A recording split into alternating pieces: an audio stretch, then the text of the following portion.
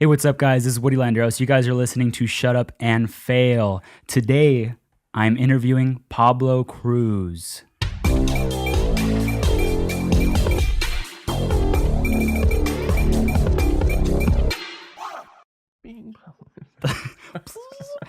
How's it going, man? It's going pretty good. It's been a good day. I can't complain. How about yourself? Good. I'm doing pretty good. I kind of got bashed in the head. A little injured. I saw that earlier. Which is, I might make a video out of it. You should. Like a little reenactment. It was pretty scary. You didn't record it? No, I didn't record it. I experienced it. I got hit with a rake and I flew to the ground. Flew. Yeah, I flew. Like I levitated off the ground and then... Her fault, I'm assuming. Yeah, Rebecca definitely got me good. And I was on the ground. But anyways, we're here now. So I want to talk a little bit more about you and about what you do. So can you just explain to everyone, all my 50 viewers, what your name is and what you do? Okay, my name is Pablo Cruz, believe it or not. It is. Don't speak Spanish, unfortunately. I'm sorry to all the viewers. As far as my actual job, I work at a PR firm in Redlands, Desmond and Lewis. There, I'm a digital marketer and graphic designer. That's where I spend most of my days. And then off the clock, I do a lot of graphic design work. I do a lot of collaborative work with Daniel and Adrian, who you've actually had on the show before.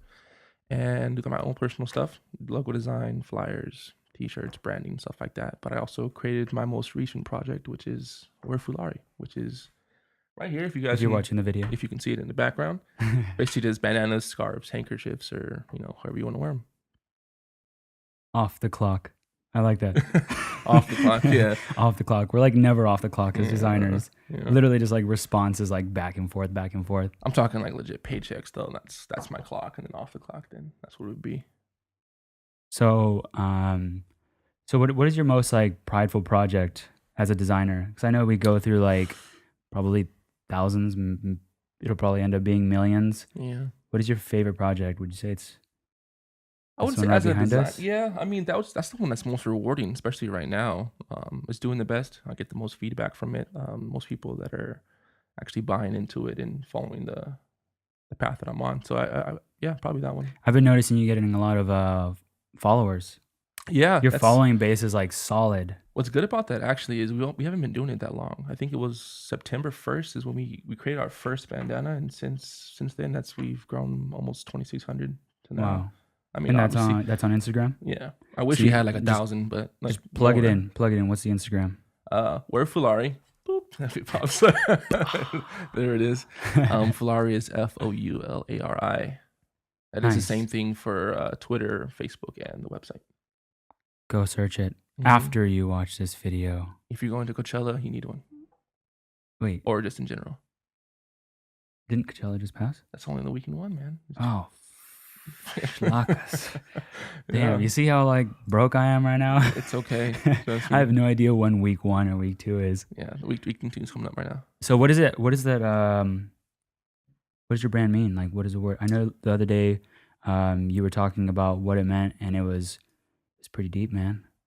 Can you explain it? Like, how'd you find that name? What'd you do? I guess it'll start from when I first wanted to start making bandanas. It was, I guess there's a whole backstory to that if you want to get into that. Get into it. I want it. All right, from day one? Yeah, from day one. Back in the day? Maybe like minus day 1. Okay, so just transition into it. I'll just do the quick rundown. I've been wanting to make clothes since I was like 15, dude. That's when I realized that, this is like what I really want to do and how it locked in. Started off with a project that we'll get into later. It was called The Greats. It was my first run at making clothes and sweaters and stuff like that, stickers. That ended up failing. Not like off a bad note or anything like that. It just didn't work out because I was super young. And since then, I always wanted to continue, making clothes and doing stuff like that. And then from there, created a project with my partner now called FUSA, F-U-S-A, which doesn't stand for what you think. It stands for Filthy America. That plays off the idea that you don't have to go across seas to get well-designed clothes and, that whole thing like that. But the thing about making a brand is you always have to base your products off the seasons, like, oh, it's cold, I gotta make a sweater, I gotta make a jacket, something like that. When it's hot, I'm sticking to t-shirts and shorts. But I wanted to create something that was year-long, something that's always happening. And then something I realized is there's always concerts and festivals, and even now people are wearing like their streetwear. Yeah. So perfect idea was bandanas. But my main thing was like, what can I do to it to make it stand out? Yeah. And that's why I came up with the Go Tips idea. And the name actually came from my partner Ian. Shout out to Ian. We do a lot of like Google Translate things. So he put in Foulari, and then he started to change the languages, and then he typed in bandana, sorry, and then he went to Greek and it Foulari. So hey, So makes sense. Foulari is Greek for bandana. Well, what's That's crazy awesome. is when you type in bandana and then you go to Greek, it says Foulari. But if you type in Foulari in Greek to English, it goes to scarf. So I guess it's more like slang. So it works either way. Yeah, either way. So like, we went with it. I resonate with what you said with like year-long clothing, because when I was doing Gold Kills back when it was still live and striving, Should have kept going, man. That was tight. I know. What am I doing? I gotta go, man. At least make a jersey. I'm just kidding. One. No, like every single season, like I made in the winter, I was always worrying about winter clothing, and by the time I was done, it was like it was already summer. It already passed. It was already summer, and like yeah. when I was wearing like about tank tops, everyone was cold and was like talking about where's the hoodies, where are the crew necks. So it was so hard dealing with that. I handled it with hats and like little cheesy stickers and or like accessories, like pins lighters or something like that, right? I love the pins. Oh, like the little gold ones. Yeah, yeah. Like #Portland. You go to Portland, everybody loves pins. Dude, I actually want to go to Portland. You should. I'll make it happen. Come with me. I would say something, but there might be a Portland listener right now. Close your ears. Cover your ears. Okay. So Portland is really confusing because it's kind of like, or what I've heard, somebody else said this, I'm going to quote them, it's like in the middle of Los Angeles and New York. That's what I heard this weekend. Like their personalities. The Portlandians. Yeah. I'm trying to picture it. For example, I walked into a little restaurant and they won't like talk to you or serve you like, because they're just like, you should already know this. This is just how we run this shit. You're not from around here. Yeah, I can tell. Yeah, I'm kind of ruining my hopes of going there now. But it's awesome. Portland. I would actually live there. I would have maybe a vacation house. Yeah. It's fun for like a week. I heard that Portland actually is the highest concentrated area of graphic designers in the country. Yeah. So, I mean, if you're creative, I think this is the place to be. Yeah, they have like a lot of little knick-knack shops. Aren't most companies headquartered over there too, though? Mm-hmm. Like, I know Nike's over there. Yeah, Nike's. I want to say H&M has one over there, but I'm not sure. I tried to go on the Nike track the first time because it's like in the woods. They don't allow drones. It didn't work out.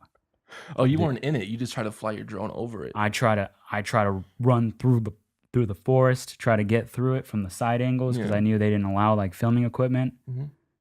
Stop me. Yeah. So there's people patrolling with their they're chasing just you down. They're just out there. They're like maybe like heat waves or something. That's somewhere you're not gonna get away from anybody. Everybody's fit out there. So back to what we were talking about with Foulari. So what do you enjoy most about it? Like, obviously, the most rewarding thing is seeing people wear it. I mean, that's anywhere that makes clothes. I think that's going to be the most rewarding aspect of it. But I think just that fact that it keeps me busy and I always have something to do, that's what keeps me going, I would say.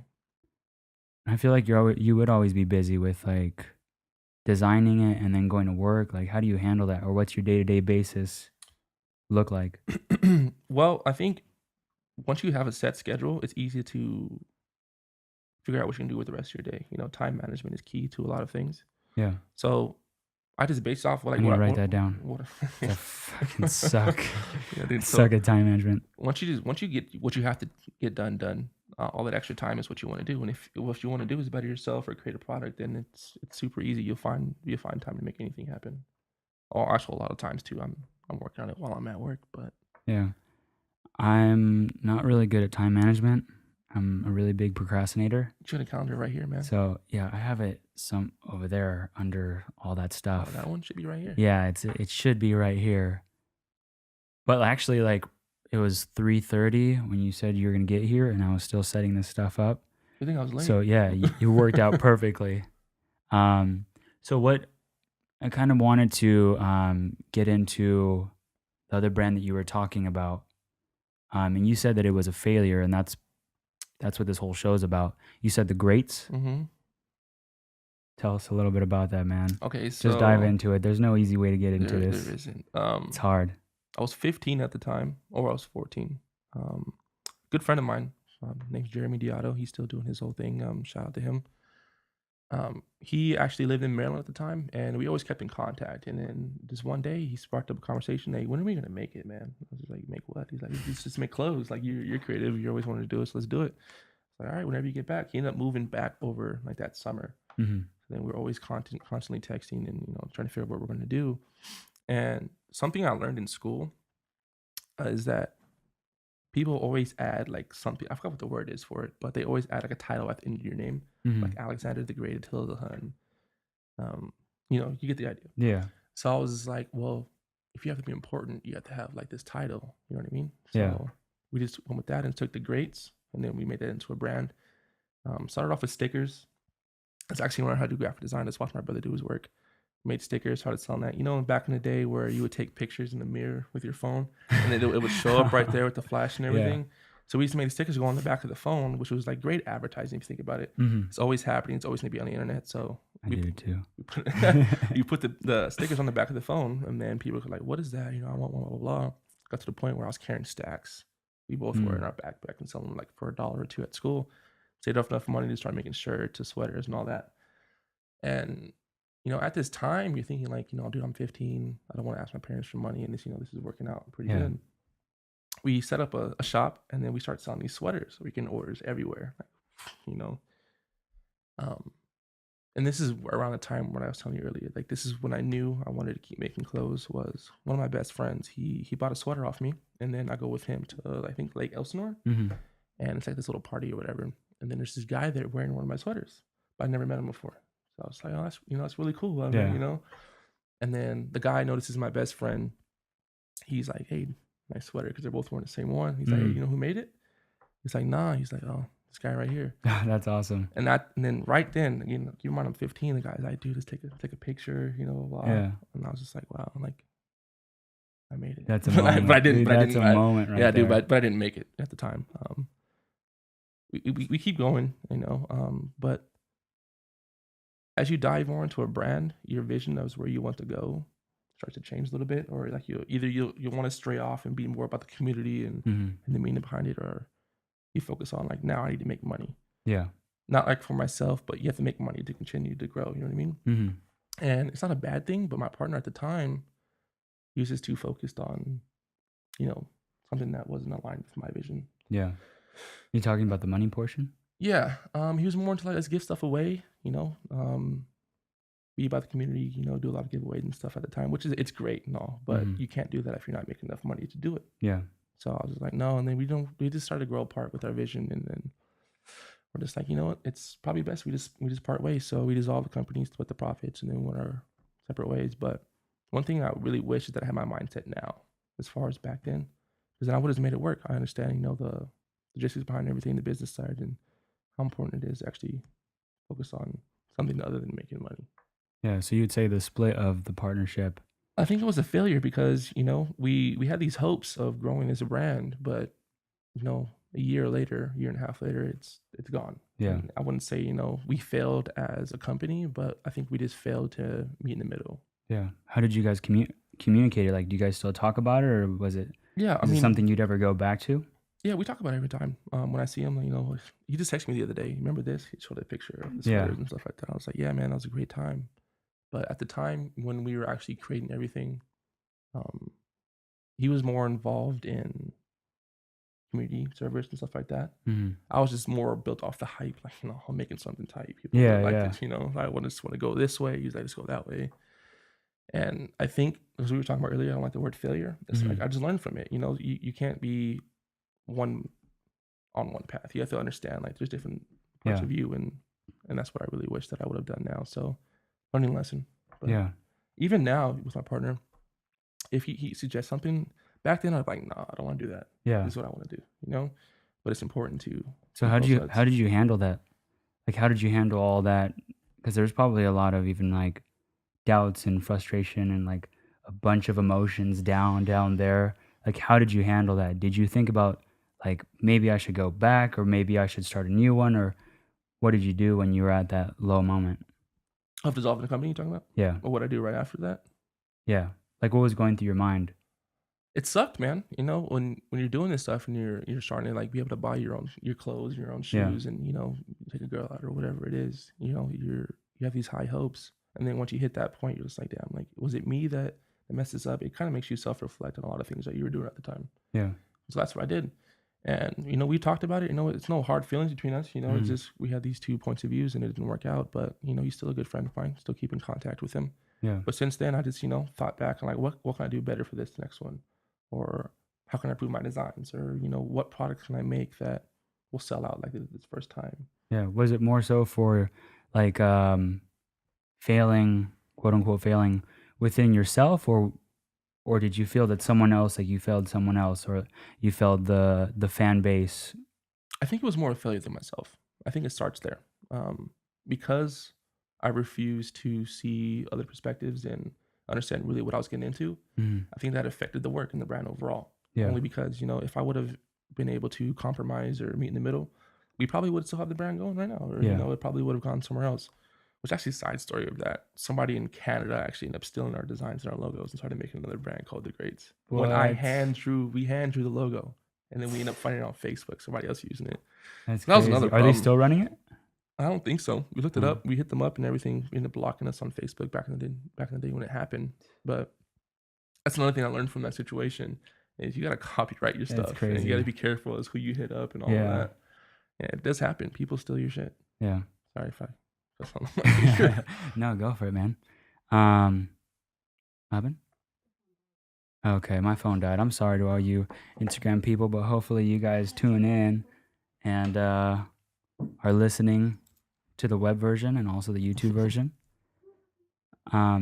So how did that affect like your perspective on, like, did it change your perspective with like art and like the way you create or the way that you like do things? Like, how long did it take for you to create something after that? Because I know for myself, when I felt that I went through failure, I felt that people were looking at me, and I even felt like I failed I felt my parents, my friends, myself, like all these different doubts were going through my head, and it took so long for me to like not call myself an artist, but just to create something else because I felt like, well, what's the point? Like, where is this just going to end too? Yeah. I was raised always be creative. I mean, I'm not saying like, from day one I was born, Kanye West or anything like that. But even before I made the brand, I was always drawing. I was in art classes and stuff like that, painting, and then I used that to translate into my graphic design work. So you always combined them. Yeah. But from this experience, I guess I would say it has made me self-reflect and learn how to sit back and look at the bigger picture. I mean, that helps you in everything too, whether it be life situations, your design work, your clothing brand. That's why, when you say you have a brand, right? I know you did it Yeah. with Gold Kills. You'd put all your mock-ups and then you sit down and you know which ones do I want to use, Yeah. or which designs balance each other. So I guess that's what I really learned from it is sometimes it's necessary to stand back, or Yeah. sometimes it's necessary to accept criticism Mm. and outside influence. Because if you refuse to accept criticism, then you're never going to grow and you're always going to be one-track minded, Yeah. I just learned that maybe a year ago. to accept criticism. Yeah. Yeah, dude, it's tough. Dude, it's super tough. I'm probably the most, or I probably still am. I'm probably the most stubborn artist because I'll create something, and for myself, like I see it as, well, if it's art, then it's, my perspective of life Mhm. or the way that I, present it is what I call art. And so if you want to criticize it, then you can create your own art piece. Yeah. So like I get a little stubborn with that sometimes, and even Rebecca goes to, like, she sees it as well. When I create a video and she says something really, really small, even like the font size or whatever, and I'll just get into it like, well, why? Like, Dude, go to school it's for art. You'll so- understand what it's like. It sucks. It's so, well, I always had a hard time in school with art Why? because the teacher would give me criticism and she didn't want to take my criticism. So I would tell her, okay, I understand that, but Your art up there. let me tell you a little bit about your art. And then she would just get really mad at me, and she would call me an ass, and she would say I'm stubborn, which I was a little bit, but now it's like a lot easier for me to just accept it, and it's more of like a strategic or a tactical point to just say like, okay, that's what you like, that's what that person likes, that's what that person likes. Now let's adjust because the general fan base wants this, So now I'm going to create art within like those guidelines and still kind of go off in my own way, but at the same time, just taking consideration in my, in my own head. What is it that sparked that? You said like a year ago, right? Yeah. You had a certain situation that came up It that made you was, oh man, this is, okay, let it out, man. all right, man. It's Yeah. you So what had happened was I had my mom look at a video that I made and she gave me maybe like 100 to 200 pointers. damn. And I thought like it was the best thing in the world. And I was bringing her like literally like gold. And she had all these pointers and I like broke down. And every time she like talked, I just said like, well, no, that doesn't make sense because of this and because of that. And I like, and then so she finally just told me, well, then I won't give you criticism. And then just stayed quiet. And I was like, no, you should. You should. This is helping me. But I wasn't really listening to myself. And she didn't give me criticism for maybe like 2 or 3 more videos. And she's like my go-to. Like, you make something, you show it to someone, and like, what do you think? It's because you know they're gonna be honest. Yeah. Yeah. And she's always been honest with me. And now I 100% appreciate it. And now I'll listen to her, I'll come back, I'll redo whatever I have to redo, and it looks 100 times better. I'll show, any of my friends the before version and then the after version. They're like, bro, just go with the after version, man. It looks way better. And so it was like a moment. I think the whole thing is like frustrations lead to breakthroughs. Mm-hmm. So like I got really frustrated and it was a mental breakthrough for myself that I just had to tell myself, dude, step back, look at how old you are. Look at how tall you are. Like just chill. You're like a crazy chihuahua right now. And just accept it because, every single person has a life lesson. And whether it's called like a success or failure, a positive or a negative, left or right, whatever it is, they have something for you to learn from them. That's a big thing to realize, to be honest, though, too. Like sometimes when you're too invested in a project or Mhm. an idea you have, it'll be the most difficult thing ever. That's why, side note too, I think thinking of a name for a project is the hardest thing you can possibly Yeah. do. Like something might sound cool, but it might not fit your vision, or Mhm. you don't like how the font looks that you'll get, so you have to end up switching it up. Yeah. But I think that and logos are the hardest thing to do. So I experienced that same thing with that, dude. When we changed up our packaging, Mhm. and we were trying to think of how to design a label or something to go on it. And I promise you, it was probably like 2 to 3 weeks. We were just sitting there night after night, like trying to think of like, how can we design this package? What's our Yeah. icon going to be? What we need a staple, like something that we could put down that people will recognize without having to put the name underneath it. Yeah.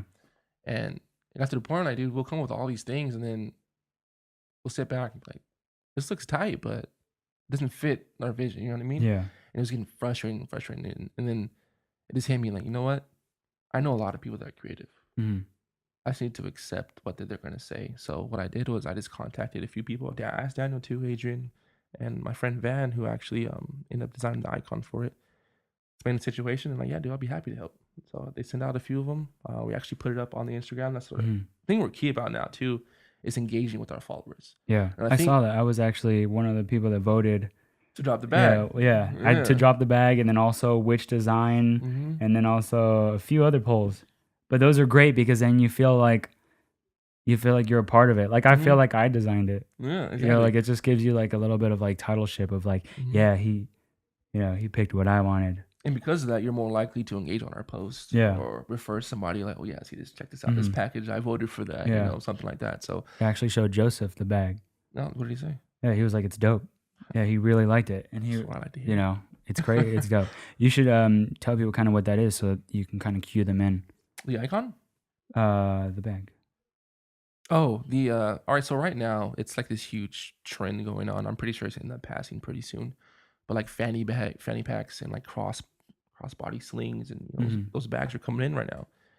And somebody mentioned to me, it'd be perfect to have a bag at these festivals while somebody's wearing your bandana. So it's like 2-in-1 thing that you can actually wear here too. Not to mention people are wearing it with their everyday outfits and in street fashion as well. So I was like, yeah, dude, I wear the bags too. So why not, why don't we make one? So I've been looking around, which styles are the best, blah, blah, blah. And I found one that was really cool. It's pretty minimal and simple. Is it like a backpack or like a fanny or like a side bag? It's not a fanny pack that go around your waist, but it's more like a crossbody one. So like a little strap over here, but it sits on your side so you can wear underneath your coats and stuff like that. A picture. If I had a picture, I'd show you. But I actually do have the Instagram. Yeah, well, but- we can link it in the. Oh yeah. We'll link it in the video description. Go follow the page. You'll see all these questions. Yeah, I'll put in all of his information on the bottom, and then you guys can check it all out on the video version. Yeah, but it's one of those things like we're looking at what products we can create that'll still stay in line with our high quality, higher standards. Like Mhm. it's not our motto or slogan, but that's what we're going by. Yeah, Because you can go to a Dollar Tree or like a liquor store and buy a bandana for like what, $2, $3. yeah, But it doesn't mean anything. You know, it's like a throwaway item. yeah, But with these, we're using silk, stretch fabric. Everything's breathable, high quality. I know you felt them. You know, Yeah. it's something that you know is gonna last a long time. And with the bags, I realized, it's one of those things. A year from now, I might not be around, but the bag will last. yeah. And the bandana. I actually just wore it at the beach Yeah, like 2-3 days ago, and like you never know what you could use it for. exactly. Like literally, it was like so that I don't get sun on my neck. And then another day, it was like a front bandana. I felt like a badass. Dude, you should take a picture. Fudge. We want more We want more. We want Damn. more of those pictures. So if Yeah. you've bought one or you're gonna buy one, take a picture in it. Hashtag wear Foulari or tag the page, and we will feature you on it. Just so you know. Heck yeah. Well, you're I'll already featured. You're actually- already featured on it because you modeled for the brand. But Yeah. Well, I'll take another picture. I'll take another picture this week. I'll go out and I'll shoot it. Come out for this next shoot too. It's gonna be pretty fun. I've got a blue backdrop set up in my living room right now. A blue one? Yeah, it's like I'm gonna it's see like that. baby blue. You trying to do headshots? Yeah. Like Napoleon Dynamite ones. Yeah, just maybe we could do like ones together, just standing Those there. prom ones? Yeah, that's what I was thinking. I didn't want to say it because No, I didn't it's want to make okay. it awkward, but Not gay or anything. it's all right. Yeah, I'm done. It's all good. Deleted scene coming soon. Okay, so going back, I'm always like going off track, but going back to what we were talking about. So it's just, I just want people to understand that you need to like, in order to be loud and succeed, you have to first shut up and fail. That's like my main thing that I want people to know. And I want people to know that everybody else, like everybody's going through a failure as well. Like whether it's real or mental or whatever it is, everybody has this sort of like doubt or like voice in their head that just says like, you can't do it or that it's not right or this and that. But I just want people to know that that's 100% normal to push forward. And that's the only way that you're going to succeed. Because if you listen to that voice, you're going to be just like everybody else. No, I agree. And I think that's what most people think, that their first idea or their first project or their first attempt at something, they're going to hit the ground and it's blow up. Yeah. They think that everybody they look up to now was, they jumped into it and they blew up. Yeah. I guarantee you, anyone you look up that you find like an inspiration, Mm-hmm. their first idea or their first project wasn't what made them famous. Yeah. There's always a failure to learn from or Yeah. something that you did wrong and you're like, I need to switch it up now. Maybe the second one might be a hit. You never know. Yeah. But I'm saying people have this idea that if they fail the first time, they're never going to succeed or Yeah. they're never going to, Yeah, be something. they accept the title without calling it Yeah. what you said, a life lesson or a life hmm experience. But yeah, so if you were to talk to yourself 15 years old and tell yourself just a sentence, just really powerful sentence, and just like, hey man, blank. It'll just be 2 words: slow down.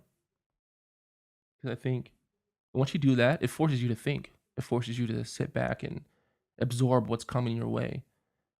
Slowing down would allow you to look back and see everything that's going on, see the bigger picture, and actually make better decisions. Yeah. Rather than, I sold a sweater, I'm about to go, do something with this, or I can't wait till I'm in stores or something like that. Mm-hmm. So yeah, just be slow down. I think that's advice to give anybody. Yeah. Slow down. Don't rush things, man. The greatest things to come to you are not going to be something that you ran towards. It's Yeah. always like, casual. Make it happen. You focus on yourself. Everything else is going to come. I want to become the master of quotes, and I can't ever remember who said them, but I'll just say 2 of them that popped up. Measure twice, cut once. That was me. That was you? Real shit? And then, No. and then the second one is if you chase the money, it'll run. And if you run faster, that shit will run real fast. That's a good quote. I want to get that. I added that last part, by the way. So now I'm going to ask you a question that is going to benefit me, which is, hold on, give me 1 second. I'm sorry. Give me 1 second.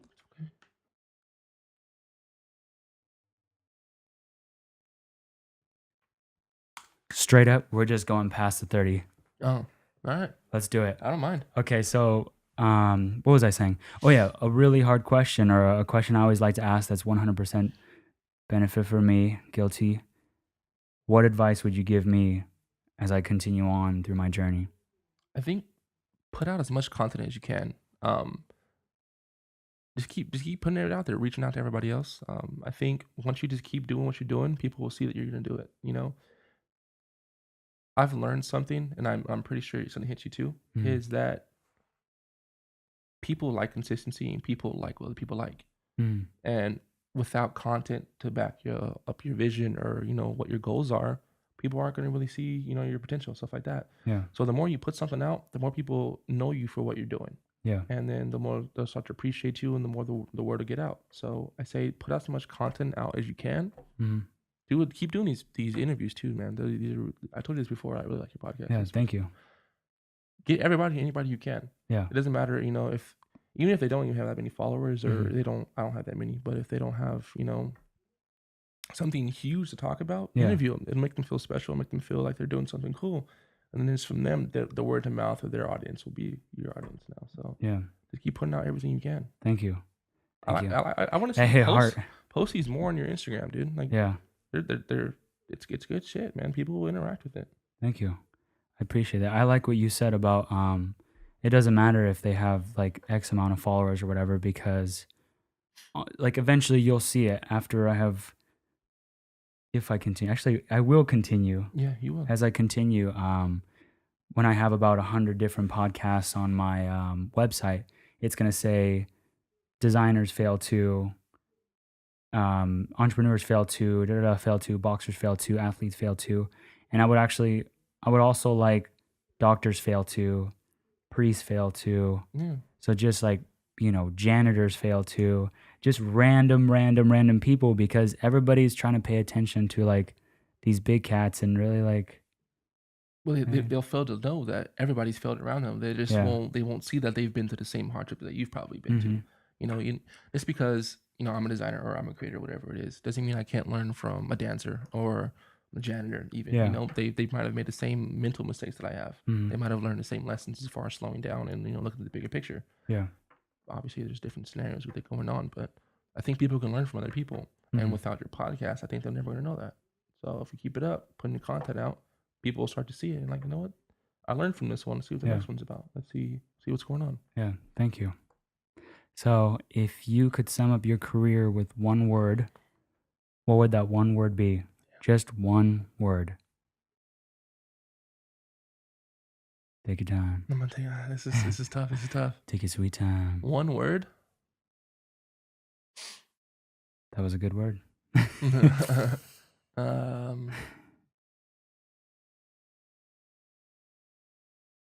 Educational. I like that. Whether it be from me learning or from me telling people what I've learned, teaching them lessons that I've gone through, or just sharing my experiences. I think people can learn from me. I can learn from them, and I'm willing to accept it. Educational. There it is. Pablo Cruz. Go ahead and plug yourself in. Give all the ats, give all the websites, give all the homies, the mamas, the shout outs, all of it. Okay. Shout out to all my partners. Ian, he's my partner right now for Foulari. If you want to follow that, it is on Instagram, our shop link, Facebook, and Twitter. It is Where Foulari. It is WEARFOULARI, or you want to hit my personal, it's MADE.Pablo. That's where I post a lot of my personal stuff, like my style, a lot of background stuff too. I do connect it to the Foulari page too. So if you care about the rags, go ahead and give the page a follow. If you want to know about me, go ahead and give that a follow as well. And shout out to everybody that supports me and pushes me. Without them, really, I wouldn't be doing anything special. Perfect. Oh, All right, thank you guys. for having me too. Hey, Oh, shout out to Woodie. Shut up Thank and you. fail. Shout out to Shut Up and Fail. Thank you, man. All right, guys. Thank you guys so much for listening to Shut Up and Fail with Woodie Landeros and Pablo Cruz.